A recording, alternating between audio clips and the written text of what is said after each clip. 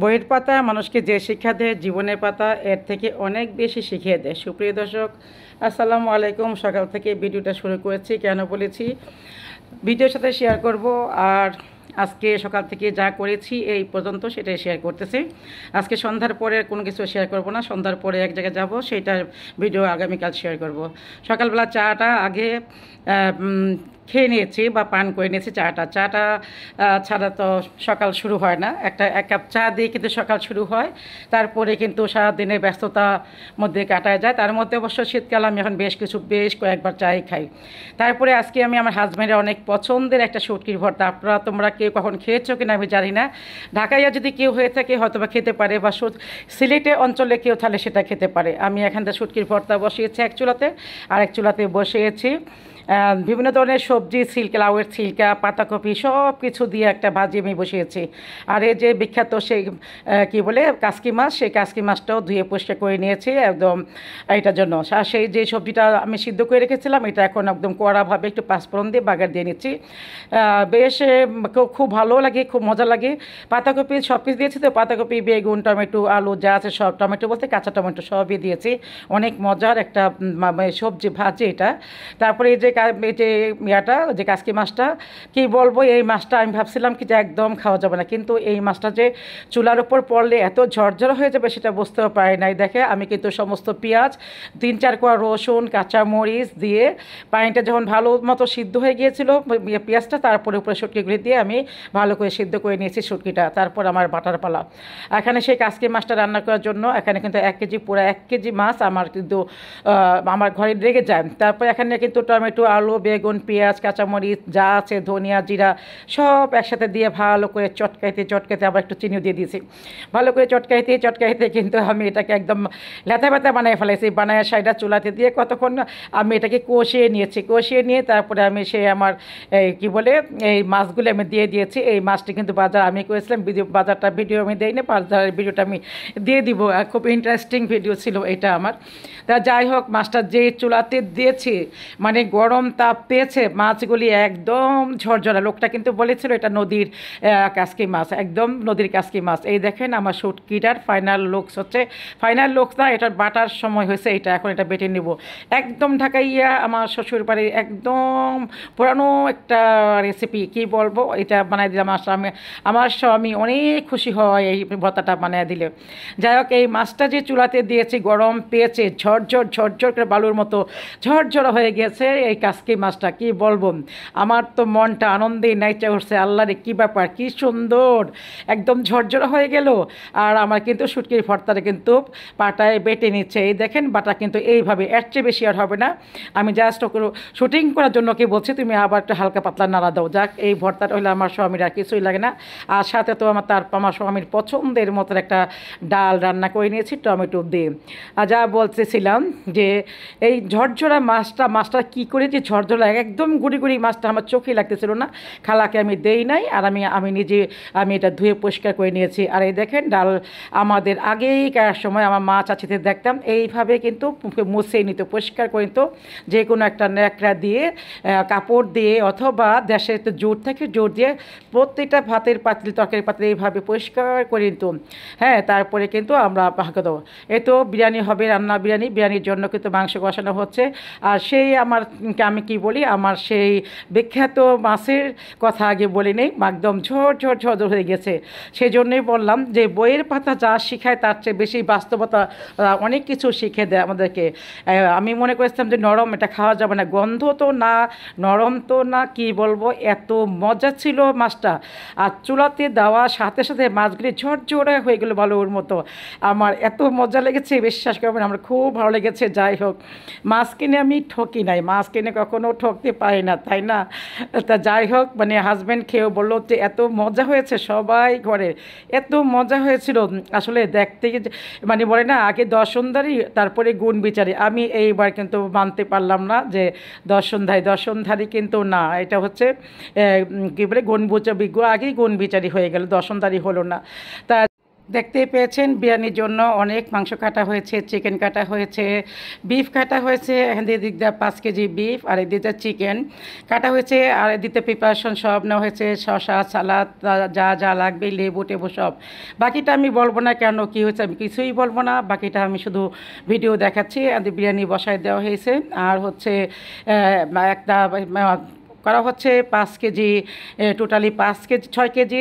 এখান থেকে চিকেন হচ্ছে 2 কেজি, বাকি 3 কেজি হচ্ছে, 4 কেজি হচ্ছে কী বলে বিফ। তারপরে এই বিফ সব রান্নার প্রসেস চলছে, একটার পর একটা রান্না হচ্ছে। আর যারা খাবে না তারা তো খাবে হচ্ছে আমি যে রান্না করেছি, কাসকি মাছ, ছুটকির ভর্তা, ডাল, তারপরে আগে ছিল কী বলে যে কাতলা মাছের ভুনা।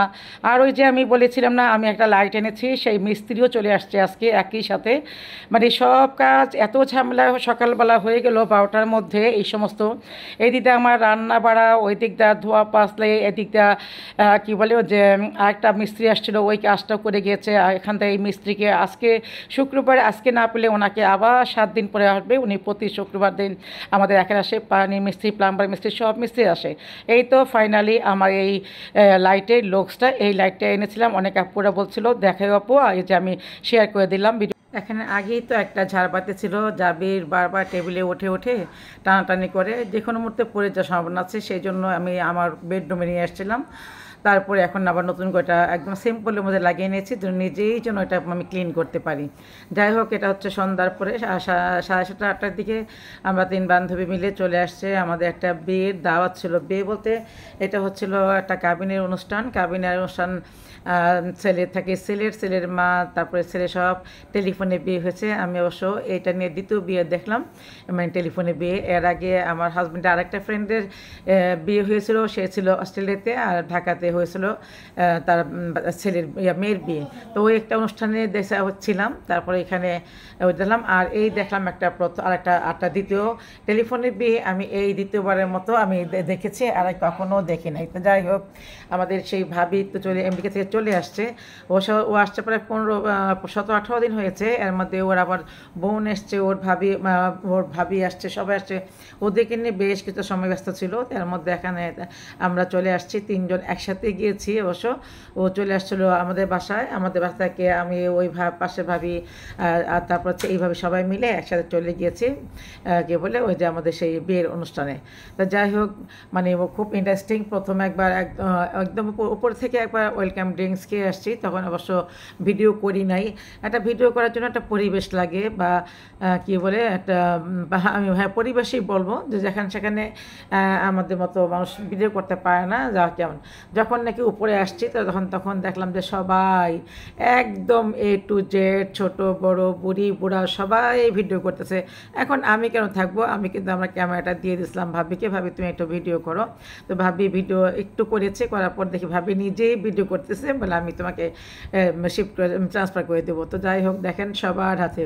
এই জন্য অনেকে ভাববে আপনি একা ভিডিও করেছেন, না আমি একা না। দেখেন প্রত্যেকের হাতে মোবাইল, প্রত্যেকের, আমার সামনে, আমার পিছনে, আমার ডানে, আমার বায়ে যারা ছিল সবাই ভিডিও করতেছে। তখন আমার তো লজ্জার কোনো কারণ নাই যে আমি কেন ভিডিও করব না। তা আমিও কিন্তু ভিডিও করে নিচ্ছি। এখানে কিন্তু লিফটের 4 বা 5 যে কোনো একটা ফ্লোর আছে, এখানে কিন্তু মেয়েকে সাজিয়েছে। আমাদের বলেছিল কিন্তু আমরা যাই নাই। যারা যারা পার্সোনাল টাকা থাকে, তারপর যাই হোক ভাবির সাথে দেখা করে এই যে আমার ভাবিও কিন্তু ভিডিও করে নিচ্ছে, ভিডিও করতেছে, ও পাইপ পেটে করতেছে। তো যাই হোক, তারপর আমিও মানে সাহস পেয়ে, মানে অনেকে যে বলে না যে কি এখানে কেন ভিডিও করতেছে না, সেই ধরনের একটা থাকে।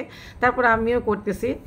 অনেক অনেক অনেক অনুষ্ঠানে যাই, যেখানে মানে হাতে মোবাইল নিতে পারি না, যে সত্যি একটা ম্যাটার করে, বয়স একটা ম্যাটার করে, যে জিনিসটা হয়তো বা অনেকে কিছু মনে করতে পারে, কিন্তু একজন ইউটিউবার হিসাবে আমি চাই না কোথাও আমার নাম হোক বা এসে। তাই যাই হোক, মেয়ে চলে আসছে ছোটোবেলা থেকে। ওর যখন 8 বছর, তখন থেকেই ওকে আমি চিনি জানি এবং ওদের বাসায়ও অনেকবারে ঘুরে আসছি, ওর ভাইয়ের বিয়ে দেখে আসছি। আলহামদুলিল্লাহ সেই ভাই বিয়ে করেছে, সবার সাথে দেখা হয়েছে। অনেক দিন পরে আমি এই সেন্টারে গিয়েছি বা এই ক্লাবে গিয়েছি। এই ক্লাবে এক সময় তো রীতিমতো প্রতি সপ্তাহে 2 বা 3 বার যাওয়া হতো, তো এখন তো যাই হোক হজের পর সব বন্ধ করে দিয়েছি।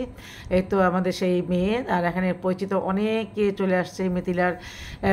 মিথিলার কি বলে আত্মীয় ছিল অনেকে, মিথিলার মামি হয়, ওরা মামির বোন টোন অনেকেই ছিল। অনেকের সাথে বিয়ের সময়, মিথিলার বিয়ের সময় দেখা হয়েছিল, ও কাবিনের সময় দেখা হয়েছিল, ও ফুফুর বিয়ের সময় দেখা হয়েছিল। এখন সবার সাথে আমার পরিচয় হয়ে গেছে আবার। আসলে অনেকেই চেঞ্জ চলে আসছে। ওরা আগে ছিল যেমন মোহিত ছিল যেমন ছোট, তো ওনাদের বাচ্চা ছিল ছোট। এখন দেখা গেলো সবাই সাথে বউ নিয়ে আসছে, বা বউর মানে বাচ্চা নিয়ে আসছে, মেয়ে নিয়ে আসছে, মেয়ের জামাই নিয়ে আসছে, মেয়ের ঘরে 2টা বাচ্চা নিয়ে আসছে। এমন মানে যেটাকে বলবো আমাদের চেঞ্জ হয়ে গিয়েছে সব কিছু। পাস্ট বলে না, পাস্ট ইজ পাস্ট, মানে এমন সব কিছু পাস্ট হয়ে বর্তমান যেটা আসছে এটা। তো ওয়েলকাম ড্রিঙ্কস আমাকে আবার দিয়ে গেছে। আর এখানে এসে আমি প্রথমে একটা কফি খেয়ে নিয়েছি। কফিটা খাওয়ার পর খুব ভালো লেগেছিলো, কারণ সন্ধ্যার সময় আমি কোনো চা কফি খেয়ে যাই নাই। তারপরে যাই হোক টপাটপ পাশে ভাবি টাবি সবাই মিলেই কিন্তু একবার খাচ্ছে কফি, একবার খাচ্ছে সিঙ্গারা, একবার খাচ্ছে চটপটি ফুচকা, অনেক আইটেম ছিল। তাই হোক আবার একটু লেট হচ্ছিলো খাবার পেতে পেতে, কিন্তু 9:30 10টা বেজে গিয়েছিলো।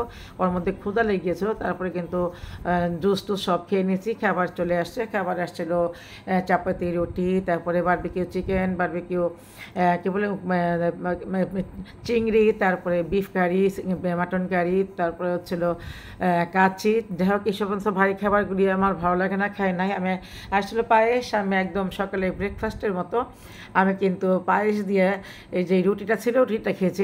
এই রুটিটা অনেক কষ্ট করে এসেছি। এটা ফিশ ছিল, কাটলেট ছিল, ফিশ কাটলেটটা ভালোই ছিল, এটা বেশ 2টাই খেয়েছি। চলে আসছি মেয়ের সাথে দেখা করার জন্য। মেয়েকে এতক্ষণ শ্বশুরবাড়ির লোকজন ঘিরে রেখেছিল, পরে আমি আর ভাবি গেলাম। যাওয়ার পরে এই তো ভাবি ওরা শ্বশুরবাড়ির লোকজন না বান্ধবী সেটা পরিচিত হই নাই। তারপরে অনেক দিন পর দেখা, তো ওর বিয়ের সময় মানে ওর ভাইয়ের বিয়ের সময় দেখেছিলাম, তো এখন আবার দেখতেছি। তারপরে এখানে সেই সুন্দর সমস্ত মিষ্টি ডালা টালা সব কিছু, যেটা আমাদের মুগ্ধ করে। ভাবি গেল, আমি গেলাম। প্রথমে ভাবি বসলো, আমি ভাবছিলাম যে আমি উঠবো না, যাবো না, কিন্তু ভাবি জোর করলো, পাশ থেকে ভাবিও জোর করলো, ভাবি বসেন। তারপরে ওইটা আর আমার ক্যামেরা আনতে পারি নাই। তারপর যাক আমি ভাবির কাছ থেকে পরে হয়তো নিয়ে নেবো, বা নেওয়ার প্রয়োজন নাই, আমার ছবি যেহেতু দেই না।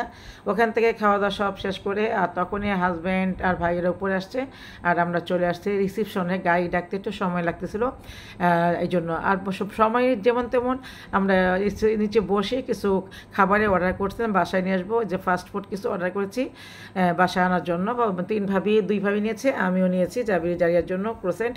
তারপরে এই ভিডিওটুকু, আর এখানে বসেছিলাম। এই ছিল আজকের ভিডিও আমার। সবাই ভালো থাকবেন, সুস্থ থাকবেন, আল্লাহ হাফেজ।